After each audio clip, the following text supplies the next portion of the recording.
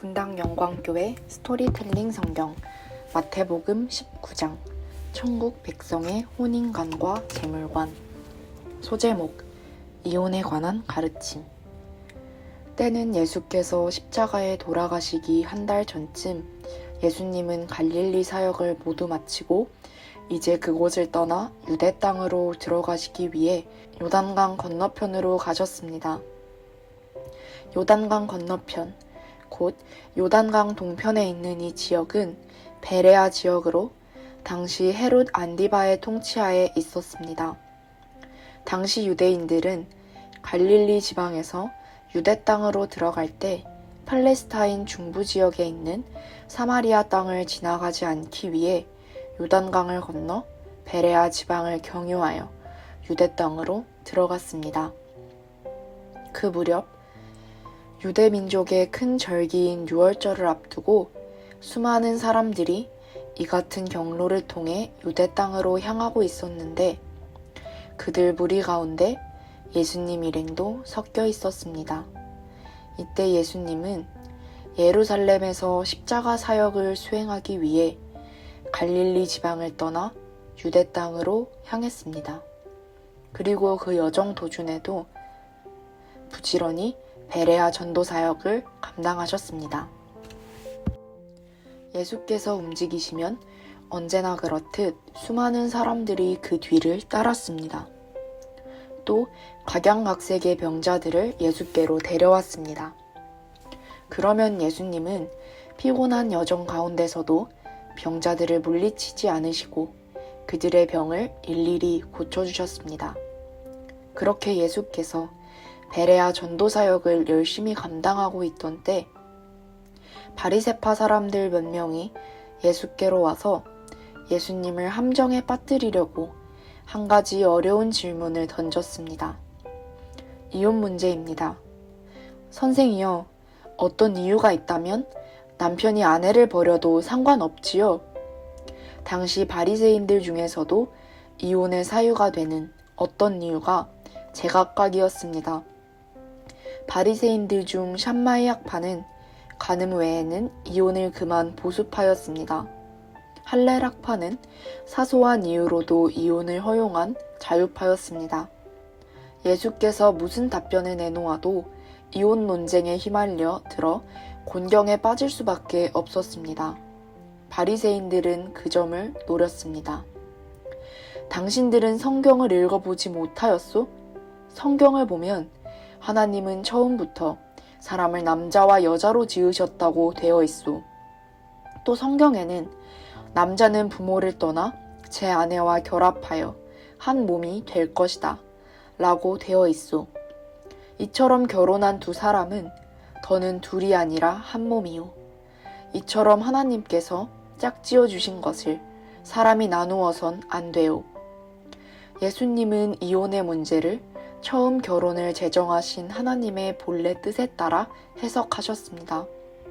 그 뜻은 결혼한 부부는 둘이 아니라 이미 하나 된 몸으로 더는 둘로 나누어져선 안 된다는 것입니다. 말하자면 하나님이 하나 되도록 메어주신 것을 사람이 둘로 나누어선 안 된다는 말로 본질상 이혼을 해선 안 된다는 말씀입니다. 이것이 결혼의 근본 원리인 바 이혼은 결코 하나님의 뜻이 아님을 분명히 가르치셨습니다. 그래, 잘 걸려들었다. 예수님의 대답을 듣고 바리새파 사람들은 기다렸다는 듯 즉시 다시 물었습니다. 좋소. 그렇다면 왜 모세는 말하기를 이혼 증서를 써주고 아내를 버리라 했을까요? 과연 신명기 24장 1절에서 모세는 그렇게 말했습니다. 바리새인들에게 있어 모든 권위는 모세 율법에서 비롯되었습니다. 그래서 그들은 이번에도 모세의 권위를 내세워 예수를 몰아붙였습니다. 그러자 예수께서 모세보다 더욱 권위 있게 대답하셨습니다. 모세가 그렇게 말한 것은 사실이요. 그러나 모세는 당신들의 마음이 완고하고 악하다는 것을 잘 알고 있었기 때문에 부득이 그런 말을 한 것이지 본래 하나님이 그렇게 정하신 것이 아니라오. 아니, 그게 대체 무슨 말이오? 선생이 뭔데 하나님의 본래 뜻을 알 수 있단 말이오? 그렇다면 선생은 어떤 경우에도 이혼을 해선 안 된다는 입장이오? 당신들에게 분명히 말하겠소.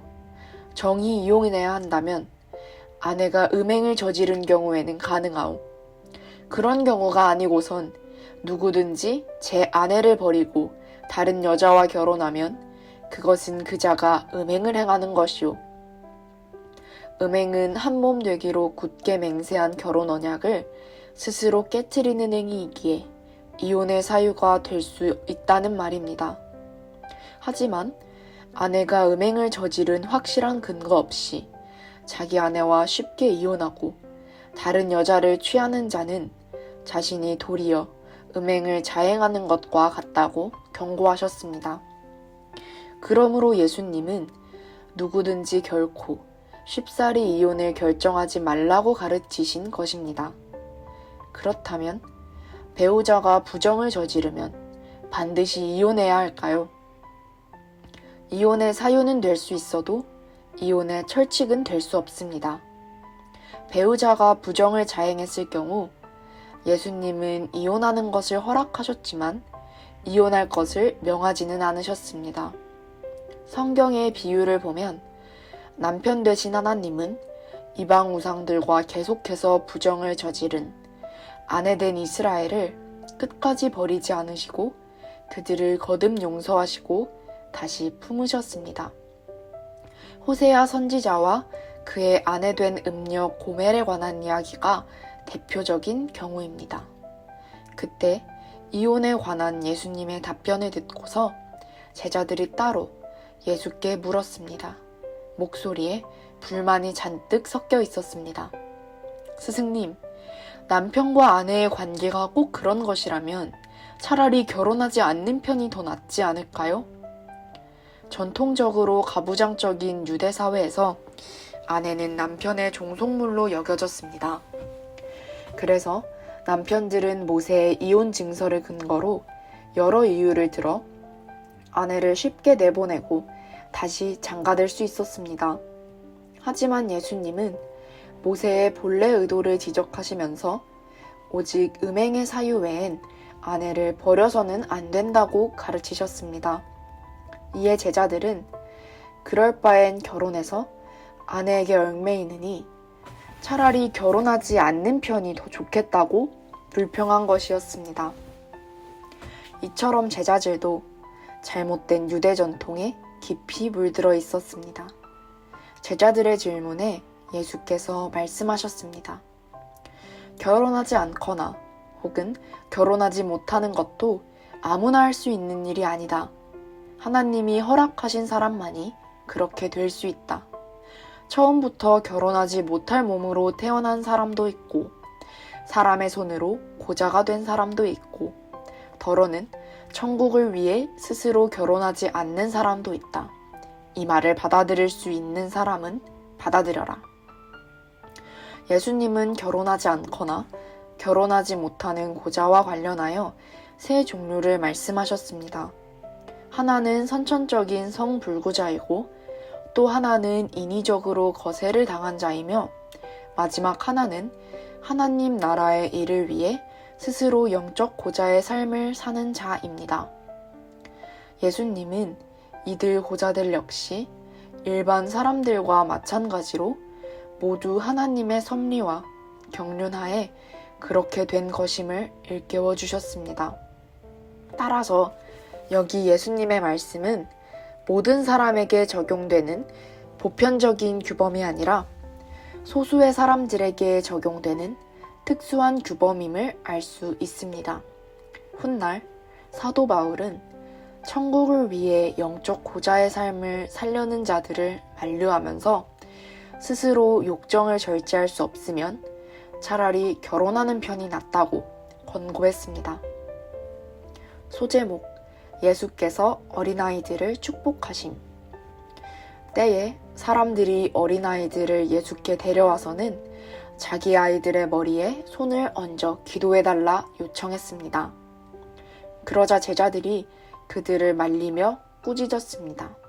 그만, 우리 선생님은 그렇게 한가한 분이 아니오. 이런 일로 괴롭히지 마시오.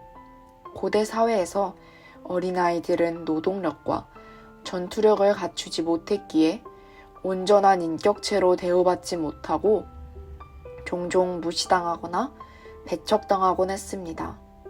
제자들이 손을 휘휘 내저으며 어린아이들을 멀리 물리치는 것을 보신 예수님은 도리어 제자들을 나무라셨습니다. 그만두어라. 어린아이들이 내게 오는 것을 허락하고 그들을 막지 말아라. 천국은 바로 이런 어린아이들의 것이다. 어린아이에겐 3가지 뚜렷한 성품이 있습니다. 꾸밈 없는 순수성, 자신을 낮추는 겸손성, 그리고 전적으로 믿고 따르는 신뢰성입니다.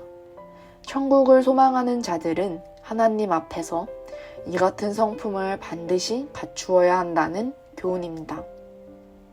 이런 말씀을 하신 뒤 예수께서는 어린아이들의 머리 위에 일일이 손을 얹어 축복 기도를 해주시고는 그곳을 떠나셨습니다. 소제목, 부자 청년과 천국에 관한 교훈. 예수께서 요단강 동편의 베레아 지방을 여행하고 계실 때 하루는 어떤 부자 청년이 예수께로 와서 사뭇 진지한 표정으로 물었습니다. 선생님, 저 영생을 얻으려면 제가 어떤 선한 일을 행해야 합니까? 청년이요, 선한 일에 관해서라면 내게 묻지 않는 것이 좋을 뻔했소. 선한 분은 오직 하나님 한 분뿐이시오. 그러니 당신이 생명의 길로 들어가 영생 얻기를 원한다면 먼저 하나님께서 말씀하신 그분의 계명들을 잘 지키도록 하시오.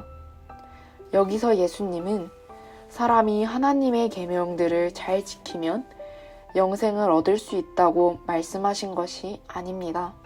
도리어 사람이 여러 계명들을 잘 지키는 선한 일로서는 영생을 얻을 수 없다는 사실을 깨우쳐 주려고 이처럼 말씀하신 것입니다. 그렇습니다. 영생은 선한 행위의 산물이 아닙니다. 오직 믿음으로 영생을 얻은 자라야 비로소 하나님의 계명들을 마음으로 온전히 지켜 신실한 삶의 열매를 맺을 수 있는 것입니다. 예수님의 의중을 알지 못한 채 그 부자 청년은 다시 물었습니다. 하나님의 여러 계명들 가운데 어느 계명을 잘 지켜야 합니까? 그 계명은 살인하지 말라, 간음하지 말라, 도둑질하지 말라, 거짓 증언을 하지 말라, 내 부모를 공경하라, 그리고 특히 내 이웃을 내 몸과 같이 사랑하라는 것들이요. 이때 예수님이 특별히 이웃 사랑을 강조하신 까닭은 그 청년이 율법의 외형적인 것들만 지킴으로써 외적 선행의 자만심에 빠져있는 상태를 지적하기 위해서였습니다. 그런 줄도 모르고 그 부자 청년은 자신만만하게 대답했습니다. 선생님, 전 어려서부터 그런 계명들을 잘 지켰습니다. 그런데도 아직 부족한 것이 또 있습니까? 이 부자 청년은 언제나 행실이 반듯하여 모든 계명들을 잘 지켰던 것 같습니다. 그런데도 그는 영생에 대한 확신이 없어 자신이 더 지켜야 할 새로운 율법 조항을 찾는 무지와 어리석음을 보여주고 있었습니다. 예수님은 그런 청년을 가엾게 보시고 부드럽게 말씀하셨습니다. 만일 당신이 완전하게 되어 영생을 얻으려거든 지금 가서 당신이 가진 것들을 다 팔아 가난한 사람들에게 나눠주시오. 그러면 당신은 하늘에서 보화를 얻게 될 것이오. 그런 다음에 나를 따르도록 하시오. 지금 예수님은 영생을 얻으려면 모든 재물을 포기함으로써 가난해져야 한다고 말씀하신 것이 아닙니다. 다만 부자 청년의 경우에는 영생을 얻는데 재물이 크나큰 걸림돌이 되었기에 그것을 극복해야 한다고 말씀하셨을 뿐입니다. 다른 사람의 경우에는 명예나 권세, 혹은 지식이나 평판 등이 영생으로 향하는 길에 걸림돌이 될 수 있습니다. 그러나 이 부자 청년은 예수님이 의도하신 진정한 뜻을 헤아리지 못했습니다. 모든 재산을 다 팔아 가난한 사람들에게 나누어 주라고요? 너무 가혹하신 말씀입니다. 예수님의 말씀을 듣고서 크게 당황한 그 부자 청년. 처음에 자신만만한 태도는 어디론가 사라지고 어깨를 축 늘어뜨린 채 침울한 표정을 지으며 돌아갔습니다. 자신이 가진 그 많은 재산을 전부 포기할 수는 없는 노릇이라고 생각했기 때문입니다. 부자 청년이 심히 근심하며 돌아가자 예수께서 제자들을 향해 말씀하셨습니다. 보아라, 부자는 천국에 들어가기가 무척 어렵다. 그게 얼마나 어려운지 차라리 낙타가 바늘귀로 빠져나가는 것이 더 쉬울 정도다. 낙타가 바늘귀로 빠져나갈 수는 없습니다. 그만큼 사람이 재물이나 돈을 초월하기가 어렵다는 것을 강조하신 것입니다. 예수님의 말씀을 들은 제자들은 크게 놀라 되물었습니다. 스승님, 낙타가 바늘귀로 빠져나가는 것이 더 쉽다니요. 아, 그렇다면 세상의 구원을 받고 영생을 얻을 사람이 대체 누가 있겠습니까? 예수께서는 절망한 표정으로 되묻는 제자들을 똑바로 바라보시며 말씀하셨습니다. 그렇다. 구원받고 영생을 얻는 일. 그것은 사람으로선 불가능한 일이다. 그러나 하나님으로선 그 모든 것이 충분히 가능하니라. 구원과 영생은 사람의 일이 아니라 전적으로 하나님의 일임을 선언하신 말씀입니다. 요컨대 구원과 영생은 사람의 노력이나 선행으로서는 불가능하며 오직 믿는 자에게 주어지는 하나님의 은혜로서만 가능한 것입니다. 아, 사람으로선 구원과 영생을 얻는 일이 불가능하다고? 그때 제자들 중 베드로가 불쑥 나서며 예수께 여쭈었습니다. 주님께서도 아시다시피 저희는 모든 것을 버리고 주님을 따랐습니다. 그러니 저희는 무엇을 얻을 수 있습니까? 진정 그렇다면 새 세상이 와서 인자가 영광스러운 보좌에 앉을 때 나를 따르는 너희도 12보좌에 앉아 이스라엘 12지파를 심판하게 될 것이다. 메시아 예수의 영광스러운 나라가 도래하는 최후 심판의 날 예수님의 12제자들이 이스라엘 12지파를 심판할 것이라는 말씀입니다. 여기서 예수님의 12제자는 당시 신실한 12제자를 포함하여 하나님께 선택받고 구원받은 모든 신자를 대표하는 말이고, 이스라엘 12지파는 당시에 완악한 유대인들을 포함하여 메시아 예수를 거부하고 배척한 모든 불신자를 대표합니다. 예수님은 이어 말씀하셨습니다. 그렇다. 누구든지 나를 따르기 위해 집이나 형제나 자매, 아버지나 어머니나 아내, 자식이나 재산 등을 버린 사람은 장차 100배의 상급을 받을 것이고 또 영생을 얻을 것이다. 가정이나 친척, 재물 등은 인간으로서 가장 포기하기 어려운 것들입니다. 그러나 예수님의 신실한 제자가 되기 위해서는 모든 인간적인 애정과 세상적인 욕심을 내려놓아야 합니다. 이제 예수님은 천국에서 상급을 얻고 또 영생을 얻는 일과 관련해서 마지막으로 놀라운 말씀을 하시고는 마무리를 지으셨습니다. 그러나 너희가 알아야 할 것이 있다.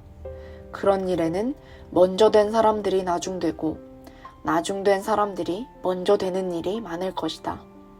바리새인, 사두개인, 서기관처럼 자신들은 이미 천국에 도달해 있다고 믿으면서 교만과 자만에 빠져 복음을 배척하는 자들은 실제로 천국 여정에서 뒤로 밀리거나 심지어 들어가지 못할 수도 있습니다. 반면 도리어 자신들을 죄인이라 여기며 스스로 천국에서 멀다고 생각하는 가운데 기꺼이 복음을 받아들이는 세리, 창기, 죄인 같은 자들은 실제로 천국 여정에서 앞서가고 마침내 그런 자들이 먼저 천국에 들어갈 수 있다는 말씀입니다. 스스로를 살펴봅시다.